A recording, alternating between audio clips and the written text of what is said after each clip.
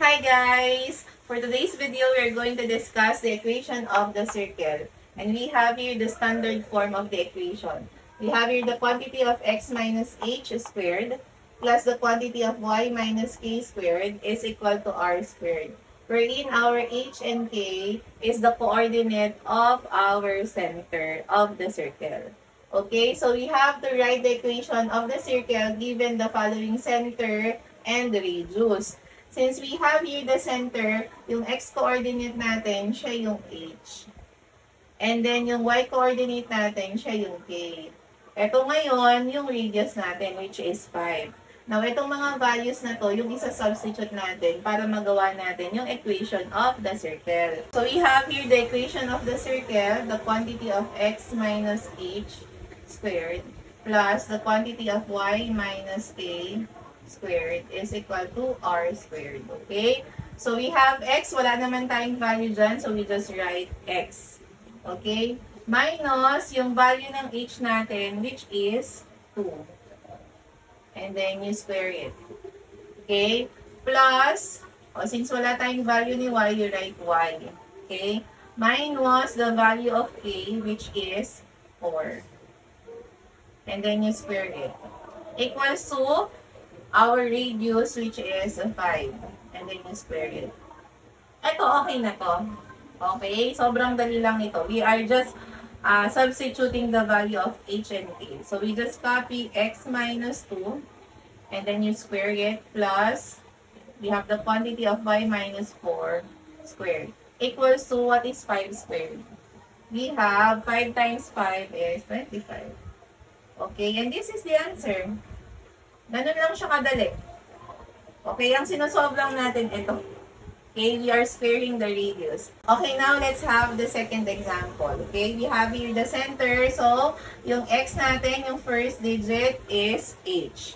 And then, this one is k. Yung y coordinate. And then, yung radius natin is 9. Let's have the equation. We have the quantity of x minus h squared plus y minus k squared equals to r squared. So, we have here the quantity of x minus, ano yung value ng h natin? Negative 4, di ba? O, ilagay nyo ulit siya sa parenthesis para hindi kayo malito. And then, you square it. Okay? So, x minus negative 4. Kaya, x minus negative 4. Plus, you have y, o yung parenthesis, minus, okay, dahil ang k mo ay negative 6, o ilagay ulit sa parenthesis yung negative 6. And then you square it. Again, y minus k, so y minus, yung k is negative 6. Equals to your r squared, so you have 9 squared. Okay, dito, para mas mabilis na lang dyan, you multiply yung negative. Negative times negative is positive. Kaya yung magiging operation between x and 4 will be x plus 4. Okay?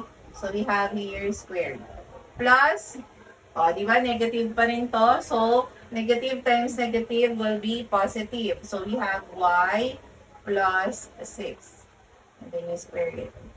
And then, 9 squared is, correct, 81.